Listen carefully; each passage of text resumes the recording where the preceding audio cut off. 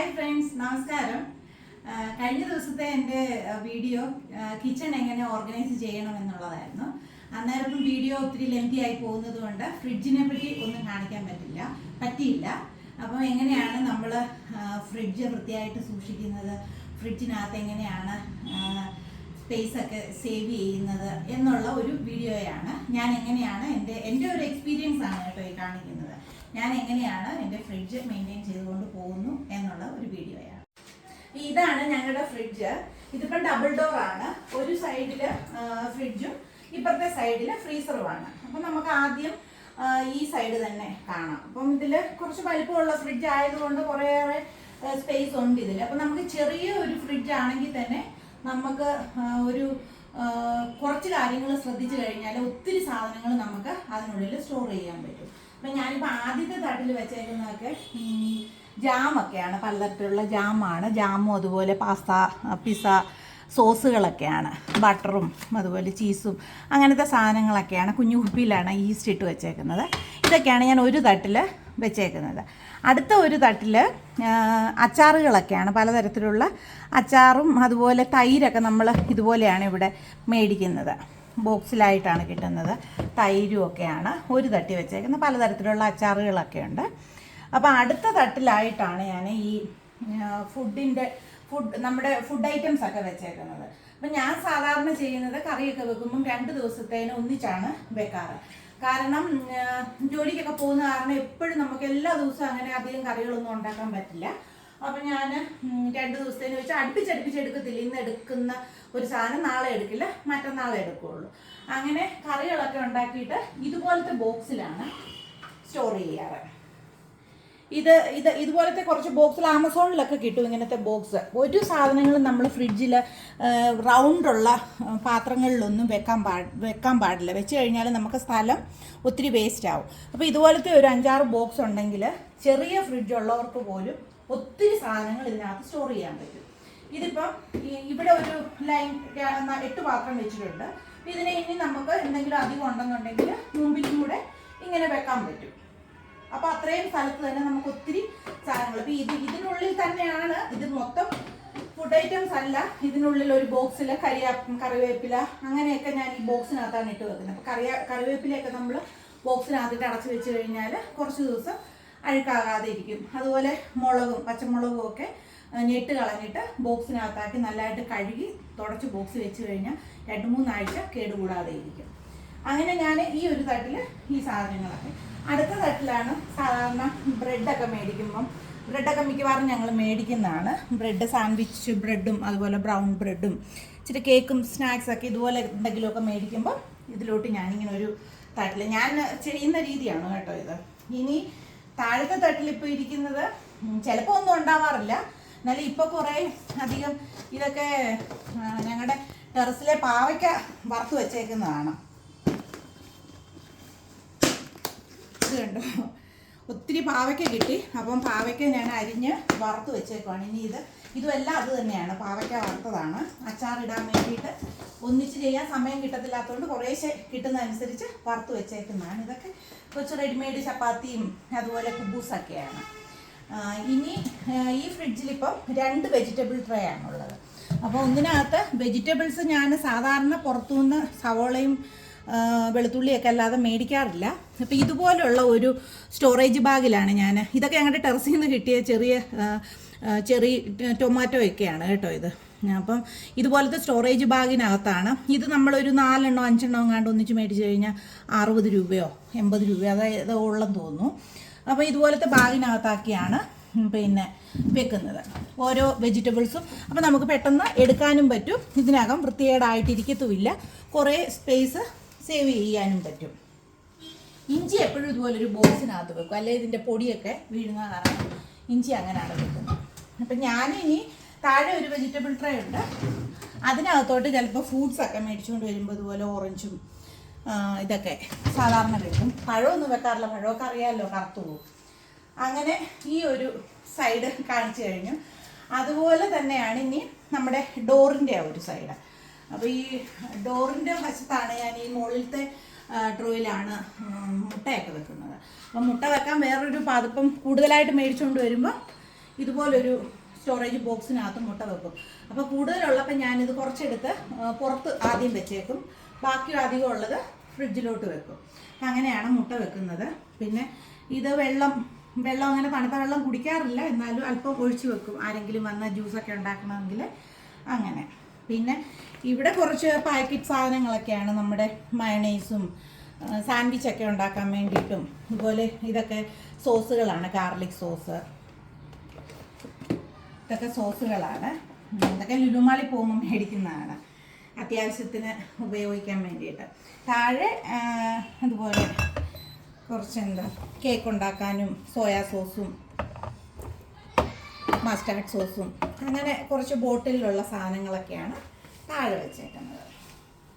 അപ്പോൾ ഇങ്ങനെയാണ് ഞാൻ എൻ്റെ ഫ്രിഡ്ജിൻ്റെ ഒരു സൈഡ് മെയിൻറ്റെയിൻ ചെയ്യുന്നത്. എല്ലാ ആഴ്ചയും ഇനി അടച്ചു വെക്കാം, കുറച്ച് നേരം ആയില്ലേ തുറന്ന് വെച്ചിട്ട്.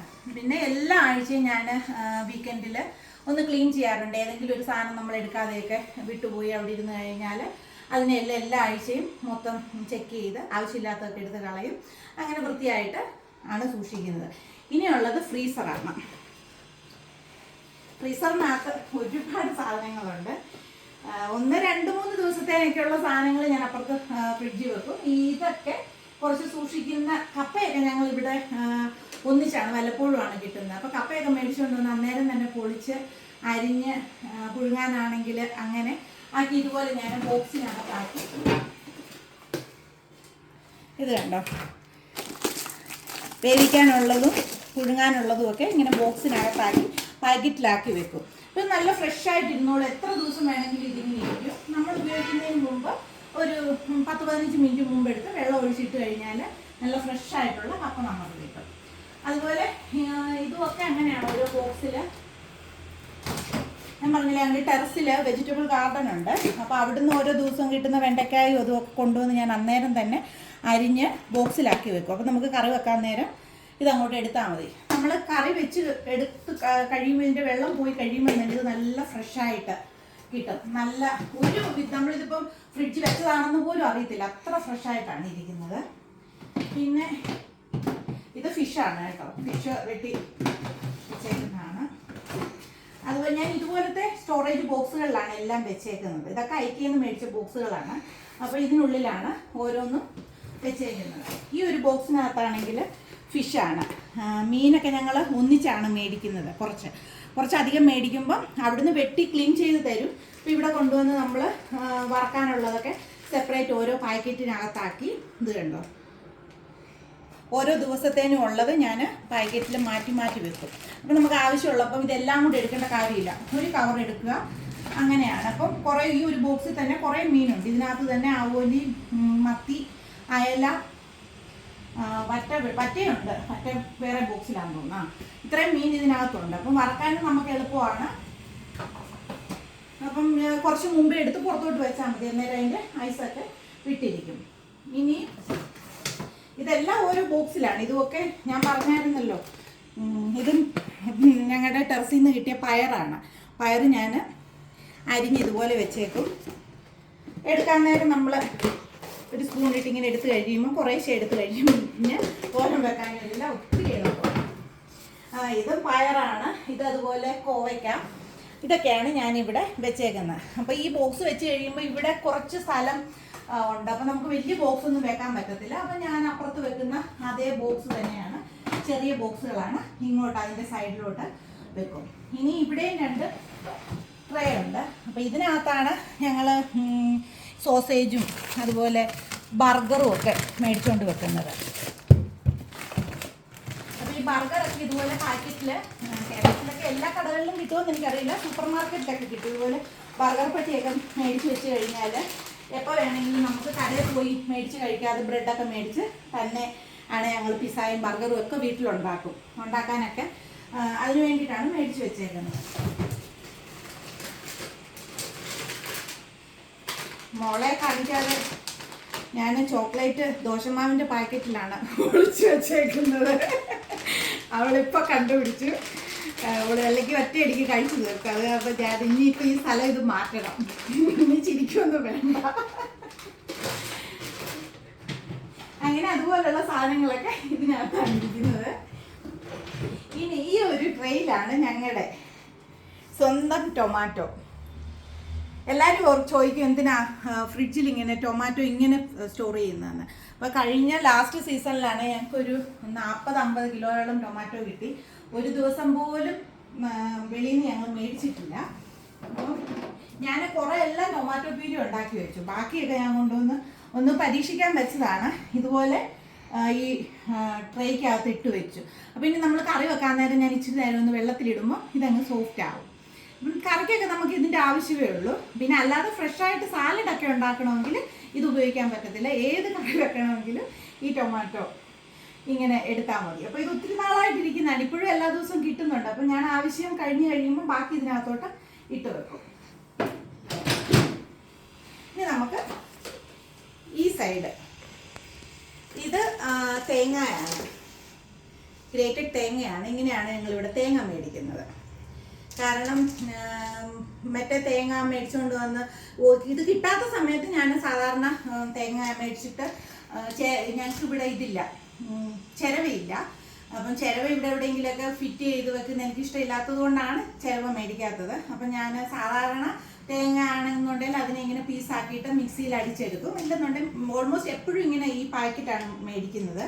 അപ്പോൾ ഇത് ഉപയോഗിക്കുന്നതിന് മുമ്പ് ഞാൻ 1 മിനിറ്റ് ഒന്ന് ഓവനിലോട്ട് വെക്കുമ്പോഴത്തേനും ഇതിൻ്റെ ഐസ് വിടും. നല്ല ഫ്രഷ് കോക്കനട്ട് നമുക്ക് കിട്ടും. അതിന് കുറച്ച് സ്റ്റോർ ചെയ്ത് വെക്കും. ഇതൊക്കെ കുറച്ച് ഡേറ്റ്സും ചോക്ലേറ്റും ഒക്കെ മാറ്റി വെച്ചേക്കുന്നതാണ്. ഇവൾ ഇങ്ങോട്ടൊന്നും മോള് അധികം കിടക്കത്തില്ല, അതുകൊണ്ടാണ് ഞാൻ ഇതൊക്കെ ഇങ്ങോട്ട് ഇങ്ങനെ ഒളിച്ചു വെച്ചതാണ്.